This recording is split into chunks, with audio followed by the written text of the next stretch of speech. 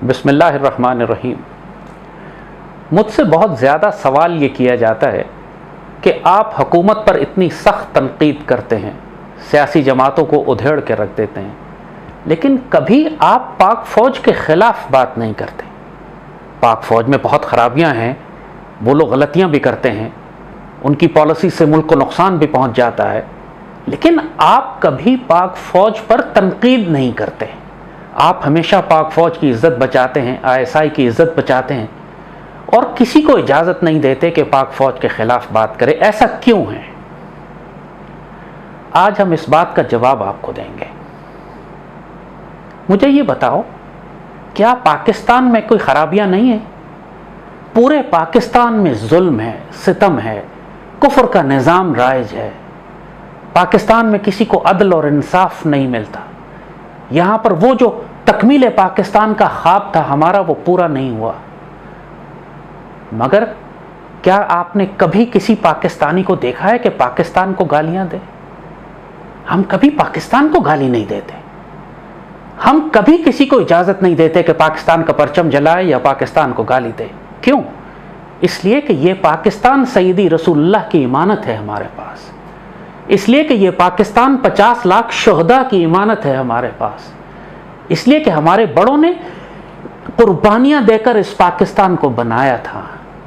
اگر اس پاکستان کو ہم سنبھال نہیں سکے، اس میں نظام ٹھیک نہیں کر سکے، اس میں شریعت نافذ نہیں کر سکے، اس میں اپنے آباء و اجداد کی خواہشات کے مطابق، قرارداد مقاصد کے مطابق یہاں پر اللہ کا دین نافذ نہیں کر سکے، تو یہ ہمارا قصور ہے، پاکستان کا قصور نہیں ہے۔ بابا اشفاق احمد صاحب فرمایا کرتے تھے کہ وقت کی حکومتوں کو جو مرضی کہو، لیکن پاکستان کو گالی نہیں دینا، ورنہ اللہ کی پکڑ میں آ جاؤ گے۔ اور یہی بات ہم آپ کو پاکستان آرمی کے حوالے سے بتا رہے ہیں۔ پاکستان کے تمام وہ صاحب نظر اولیاء اور فقراء اور بابے جو پاکستان پر نظر رکھتے ہیں، جن کی ذمہ داری ہے پاکستان کے لیے دعا کرنا اور پاکستان کے لیے خوشخبریاں سنانا، وہ سب ایک ہی بات کرتے ہیں کہ یہ پاک فوج سیدی رسول اللہ کی فوج ہے۔ اس پاک فوج کے شہداء دربار رسول صلی اللہ علیہ وآلہ وسلم میں محبت اور پیار سے ان کا استقبال کیا جاتا ہے۔ یہ پاک فوج امت کی آبرو ہے۔ اس پاک فوج کو گالی دینا ایسے ہی گالی دینا ہے جیسے پاکستان کو گالی دینا یا سیدی رسول اللہ کی امت کو ذلیل و رسوا کرنا۔ جس طرح پاکستان میں خرابیاں ہیں لیکن آپ پاکستان کو گالی نہیں دیتے، اسی طرح پاک فوج میں خرابیاں ہیں۔ یہ ہمارے بچے ہیں، یہ انگریزوں کی کلونیل آرمی نہیں ہے جو باہر سے آ کر 7 سمندر پار سے حکومت کر رہی ہے۔ یہ ہمارے بیٹے ہیں جو ہمارے گھروں سے گئے ہیں، ہمارے بھائی ہیں جو ہمارے ساتھ ہمارے گھروں میں، ہمارے محلوں میں رہتے ہیں۔ جو پورے معاشرے میں غلطیاں، کوتاہیاں، خرابیاں، اخلاقی زوال ہے، وہ فوج میں ہو سکتا ہے اور ہے بھی، مگر جو اس فوج کا قلب ہے، جو اس کا بیٹنگ ہارٹ ہے، جو دھڑکتا ہوا دل ہے اس کے اندر، وہ عشق رسول اور پاکستان کی محبت سے سرشار ہے۔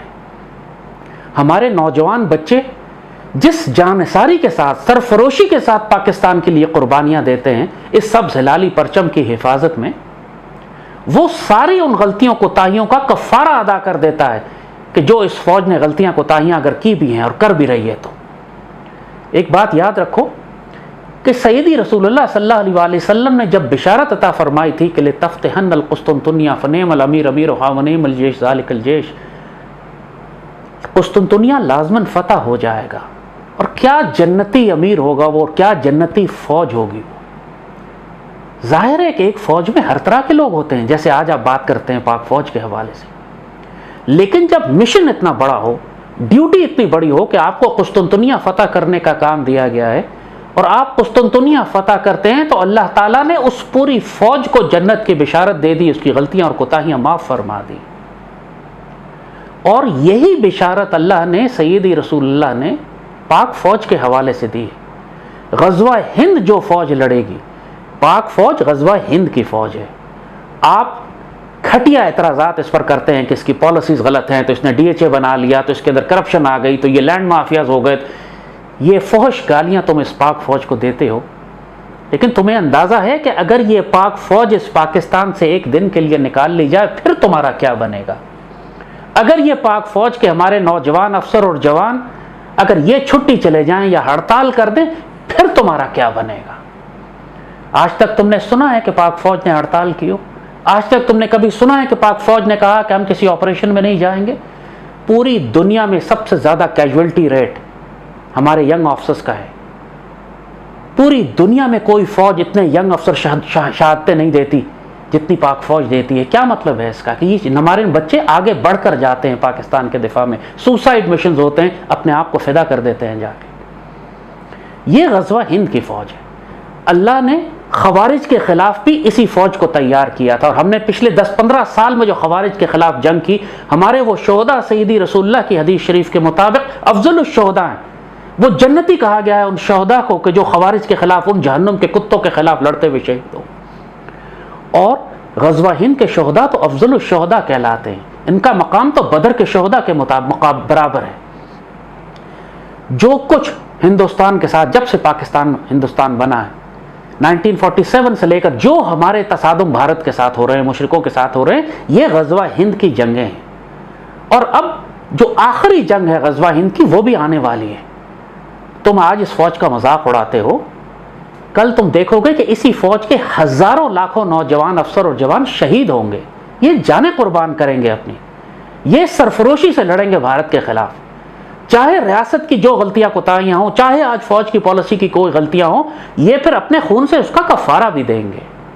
اس وقت کوئی لڑنے سے انکار نہیں کرے گا کہ ہمیں ڈی ایچ اے کے پلاٹ چاہیے یا گھر چاہیے یا تنخواہ ملتی ہے۔ یہ کمینی باتیں جو تم لوگ کرتے ہو کہ تنخواہ تو ملتی ہے اس لیے لڑتے ہیں، یہ ایسی باتیں نہ کرو۔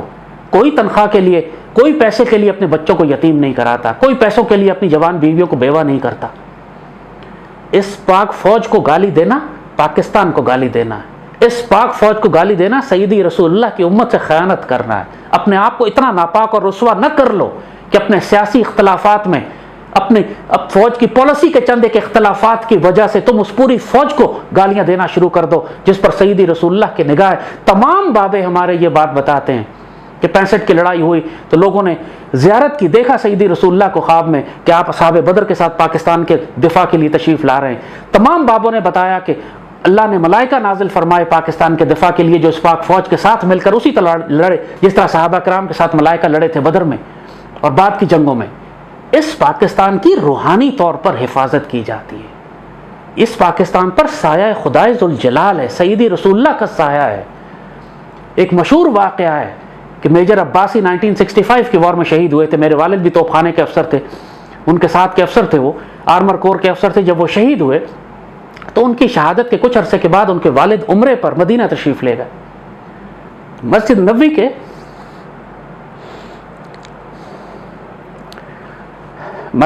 کے ایک خادم وہاں آوازیں لگاتے ہوئے آئے کہ کوئی یہاں پاکستان کا ہے، کوئی یہاں پر پاکستان کا ہے کہ یہاں کوئی میجر عباسی کا والد بیٹھا ہے۔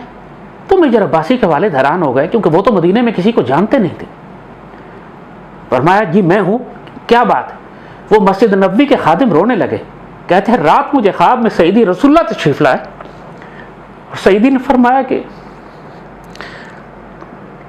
میجر عباسی کے والد آئے ہیں، ان کی عزت کرو کہ عباسی کی شہادت پر ہم نے اس کو وصول کیا تھا اپنے پاس۔ میرے والد نے اتنے واقعات سنائے ہیں مجھے جنگوں میں، جس طرح اللہ کی تائید و نصرت اور مدد حاصل ہوتی ہے۔ یہی پاک فوج تھی نا جس کو تم آج گالیاں دیتے ہو، یہی کرپشن تھی اس کی، یہی ڈی ایچ اے تھے اس کے، یہی سارے اس کے اوپر اعتراضات تم کرتے ہو کہ مارشل لاء لگا کے ملک خراب کر دیا انہوں نے۔ یہ بہت چھوٹی اور گھٹیا باتیں ہیں۔ جہاں پر پاک سرزمین کے دفاع کی بات آتی ہے، وہاں پر اس پاک فوج نے جو قربانیاں دی ہیں، جو شہادتیں دی اپنے بچوں کی، تمہاری 7 نسلوں کا کفارہ دے چکے ہیں۔ یہ ان کی غلطیاں کوتاہیاں درگزر کرو، ان پر اس طرح فحش تہمتیں نہ لگاؤ، یا اگر غلطی کرتے بھی ہیں تو درگزر کرو، یہ اپنے خون سے اس کا کفارہ ادا کر دیں گے تمہارے لیے، تم جیسے احسان فراموشوں اور محسن کشوں کے لیے جو کبھی اپنے محسنوں کا احسان نہیں مانتے۔ غزوہ ہند آنے والا ہے، پوری قوم آزمائی جائے گی۔ تم جو گالیاں آج پاک فوج کو دے رہے ہو، دیکھ لینا اس وقت کیا ہوگا۔